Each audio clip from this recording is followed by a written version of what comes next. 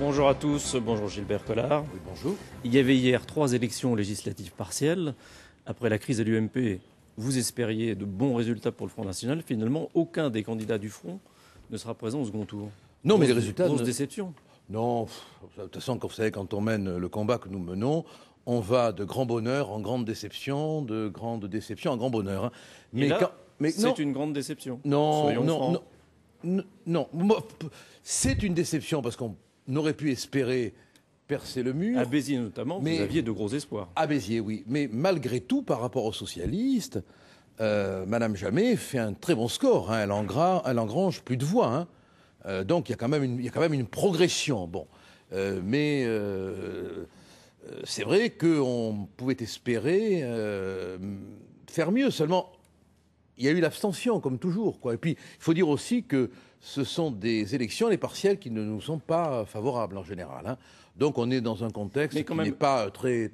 Vous n'espériez pas un mouvement de bascule après la crise de l'UMP, des électeurs de l'UMP, vers le Front National? Non, ça s'est pas produit. On peut pas. Non, attendez, sur 3 élections, bon, on peut pas espérer trouver là un signe sismographique des conséquences du divorce entre M. Copé et M. Fillon. Non. Il y a une progression. Ce qui est intéressant, c'est de constater qu'il y a une progression par rapport au Parti socialiste, quoi. Ce qui est sûr. Bon, maintenant, il faudrait d'autres élections. Je crois que le vrai test, il va être municipal. Voilà. Je crois que vraiment, le rendez-vous qu'on peut donner, c'est pour les municipales. Là, on va voir. Où vous serez candidat? Écoutez, encore une fois, s'il n'y a pas... Moi, j'espère que le cumul sera interdit. À bas les cumulards. Bon. Maintenant, si le cumul n'est pas interdit, je serai candidat dans le Gard. Je sais où je vais aller maintenant. Voilà, ça y est, j'ai pris ma décision. Je sais où je vais aller. Vous irez où? Je ne vous le dirai pas. Pourquoi? Parce que je le réserve aux électeurs. Ah bon? En priorité. Je crois qu'il faut revenir à une espèce de politesse politique. Les électeurs d'abord, les médias ensuite. Mais ça sera dans votre circonscription. Ah oui, absolument. Arrive. Absolument. On parlait de Saint-Gilles. Oui. Oui, c'est un très beau saint, oui. C'est plutôt un très grand saint, oui. J'ai beau. Gilbert, Gilles, il y a quand même, du point de vue sémantique, un glissement qui est facile à faire. À propos de législative, oui. Marine Le Pen ne pourra pas se représenter à Hénin-Beaumont. Le Conseil constitutionnel a finalement décidé que l'élection était valable. Oui, voilà. Elle parle de décision politique. Pourquoi elle n'a pas parlé de politisation du Conseil avant cette décision? Est-ce que là, ça ne fait pas un petit peu mauvais joueur? Non, parce que vous savez, on hésite toujours à mettre contre soi ses juges. Voilà, c'est tout.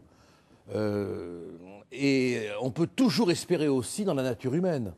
Elle pouvait espérer que le Conseil constitutionnel, qui est un instrument politique, hein, composé politiquement, bon, arriverait à se dépasser. Bon, on a constaté qu'il ne l'a pas fait, mais vous savez, il faut quand même savoir que... Mais après tout, il avait peut-être de bonnes raisons de ne pas invalider cette élection. Oui, ben écoutez, bon, moi je pense qu'il avait de bonnes raisons de l'invalider. Pas politique. Mais juridiquement, il y avait la matière. Bon, maintenant, il faudrait analyser la décision. Bon, mais on est à abattre, hein. On est à abattre les gens du Rassemblement Bleu Marine ou du Front. On dérange. Parce que plus ça va aller, plus on va tout dire, quelle que soit la position qu'on occupe, et le dire hautement et fortement, parce que le premier objectif que je me propose, moi, voyez-vous, c'est de foutre un grand coup de pied au cul dans la langue de bois. Dans cette espèce... Vous voyez, j'en veux aux motologues, ceux qui ont remplacé l'idéologie par les mots. Valeurs, laïcité, le Père Noël, il ne faut pas qu'il entre dans l'école, au nom des valeurs laïques. Voilà, à Vauvert, dans ma circonscription, on ne peut pas installer certaines guirlandes de Noël à certains endroits d'une cité. L'électricien qui va pour les rétablir se fait caillasser. Chut, dit le maire, il ne faut pas en parler, il faut pas en parler. Mais il y en a marre, voilà. Moi, j'ai envie qu'on parle, que ça plaise ou non. Et on va entrer dans une phase maintenant, à mon avis, où il faudra dire tout haut, beaucoup de choses.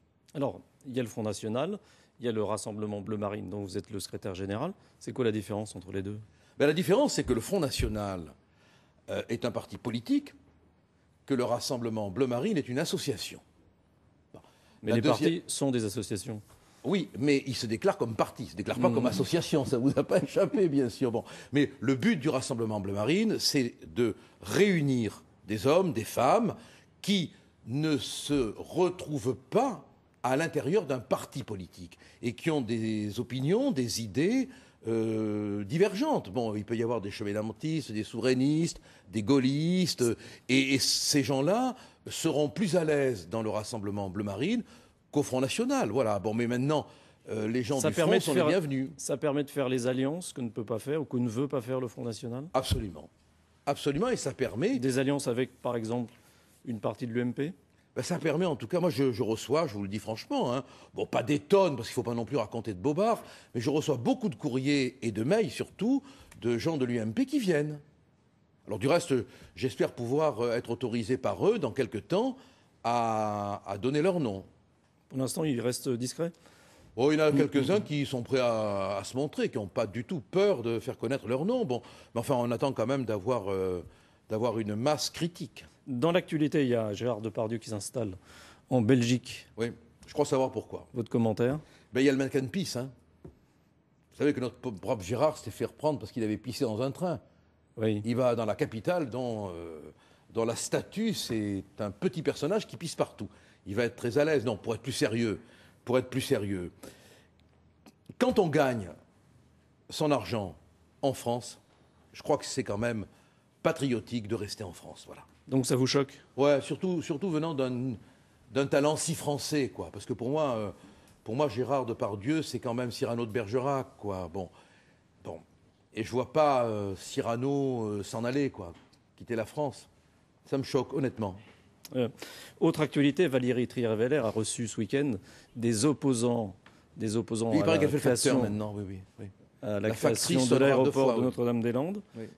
Qu'est-ce que ça vous inspire? Écoutez, Hollande a son facteur, quoi. Voilà.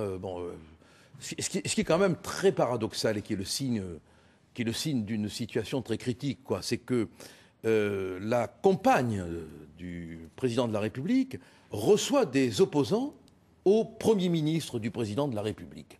L'harmonie règne à l'Élysée. Elle a fait dire qu'il n'y avait rien de politique dans tout ça. Oui, bien sûr, prenez-nous pour des cons, on continuera à croire qu'on ne l'est pas, c'est ça. Voilà. Bon, écoutez, ça c'est les motologues, vous voyez, les motologues. Voilà.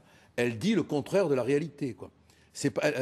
Elle n'a jamais fait de politique de sa vie. Elle ne sait pas que M. Hollande est président de la République et elle ignore qu'il est socialiste. Il faudrait peut-être le lui apprendre.